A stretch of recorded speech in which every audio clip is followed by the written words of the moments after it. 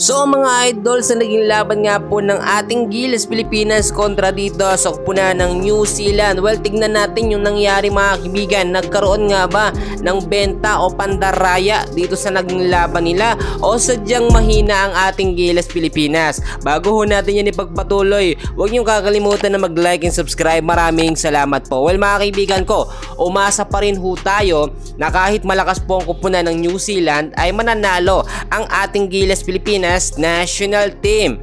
Well, final score mga kaibigan, 87 ang New Zealand, 70 ang ating Gilas Pilipinas. Kahit papaano naman, hindi tayo sobrang tambak ng malala mga kaibigan. No? Sinasabi ko sa inyo, marami nga nagsasabi no, na palitan ni Coach Tim ko ng sistema or lineup nga po ng Gilas Pilipinas no, para hindi mabasa ng New Zealand. So aminado naman tayo na talagang malakas ang New Zealand mga kaibigan kapag wala tayong maayos na sistema.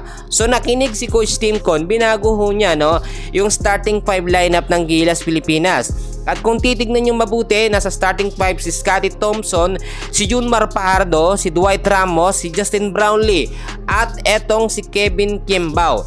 Instead of AJ Edo o kaya naman si Japet Aguilar, si Kevin Kimbao ang ginamit niya mga kaibigan para meron tayong legit na shooter. Pero nakita nyo, nung first half, no, first quarter and second quarter, medyo lamang na talaga ang New Zealand at hinahabol na no, ng Gilas Pilipinas ang kalamangan ng kalaban. Marami ho tayong napansin mga kaibigan, sa first half pa lamang, yung mga turnover po ng Gilas Pilipinas, lumalala na mga kaibigan, na parang sobra talaga silang kinakabahan. Alam nyo, napupunta madalas sa Gilas Pilipinas ang bola, nasasayang naman yung mga rebound din na ginagawa nito si Junmar at si AJ Edo. Dahil nga po, no, kapag libre ang ating national team, ang ating mga shooter, hindi naman talaga napapasok, no. Si Brownlee mga kaibigan, ang ganda rin ng kanyang ginawa, no, which is halos siya talagang gumagawa ng matataas na punto sa ating Gilas Pilipinas, na parang binubuhat niya ang Gilas mga kaibigan sa New Zealand na imposible namang mangyayari. Kung titignan nyo mga kaibigan ko, malakas din ang lineup ng New Zealand no, at nakakasabay or nakakapalag etong ating national team. May consistency po no, ang New Zealand kung ikukumpara natin sa play ng Gilas Pilipinas na nagbabago talaga no. May chemistry naman sila pero ganito nga po ang nangyari. So tignan natin mabuti at alamin natin yung mga naging problema mga kaibigan. Unang-una na nakita natin dito, dahil nga po wala pa rin tayong Kai Sotto, wala tayong medyo matangkad talaga no. Si Junmar Fajardo lamang, si Japet Aguilar no, napasama na yan sa lineup, at etong si AJ Edo ang ating mga legit na sentro. Pero iba pa rin talaga pag merong Kai Sotto mga kaibigan. Nakita nyo yung depensa ng Gilas Pilipinas medyo mas mahina no, or nahihirapan dumepensa dahil nga sa matatangkad na player nito nga pong New Zealand. Marami nagtatanong, nangyari nga ba yung dirty game no, or dirty games no, pandaraya ng New Zealand? Well, may nakapansin mga kaibigan no, no second half mga kaibigan, minsan no, alam nyo pag nasa bola, ang nasa New Zealand ng bola, syempre natural lang na agawin niya ng Gilas Pilipinas natin.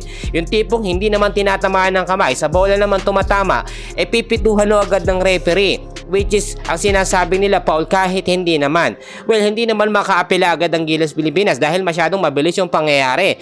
Magugulat na lang no, at minsan wala pang replay na nangyayari mga kaibigan kung hindi pa yan iaapela ni Coach Tim Con. Nakita nyo ng second half, akala talaga natin magtutuloy-tuloy yung consistency no, na naipapakita ng Gilas Pilipinas dahil unti-unti sila nakakahabol.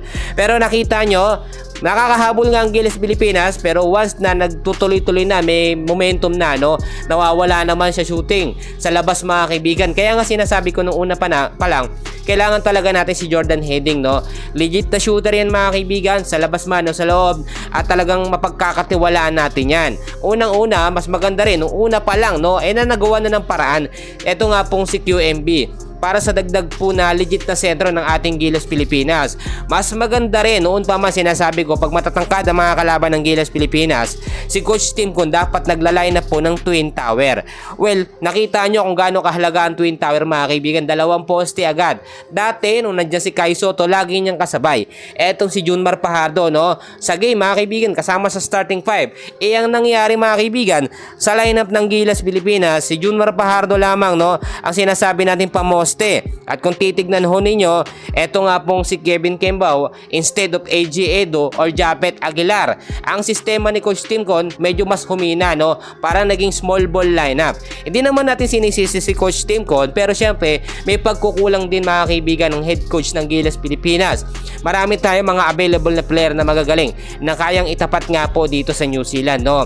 Number 1 na dapat natin dyan, no? Ito nga pong si QMB, ginawa ng paraan noon pa man. Jordan Heading, ito pong si Renza Bando, no? Na parang 7-footer kung tumalon. Kung noon pa man, nagawa na ni Coach Timcon ang problema o nasolusyonan ng problema ng Gilas Pilipinas, baka sa Chinese Taipei nanalo tayo or kahit matalo na tayo sa New Zealand, no?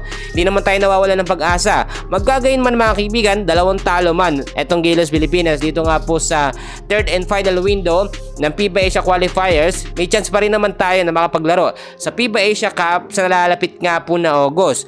So sa August mga kaibigan, dapat baguhin na ni Coach Timcon, i-make sure niya na magdagdag ng bagong player, hindi yung mga player na paulit-ulit, no? Hindi yung puro sa PBA sa Hinebra ang pinapaboran niya mga kaibigan.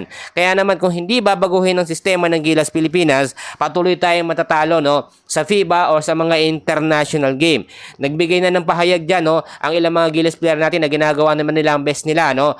At naging hudyat na nga yung pagkatalo sa tune-up game ng Gilas sa bansang Lebanon nga mga kaibigan at sa bansang Egypt. Doon pa lang talo tayo. So dapat nakita na mahina ang lineup ng Gilas Pilipinas. So far, magkagayon man, ginawa naman ng Gilas Pilipinas ang kanilang tunay na magagawa at buong magagawa nila, full potential nila, sadyang malalakas lamang ang kalaban. Yan muna ang update natin. May update pa tayo mamaya and please pakiusap, huwag kakalimutan mag-like and subscribe sa ating channel. Maraming salamat po.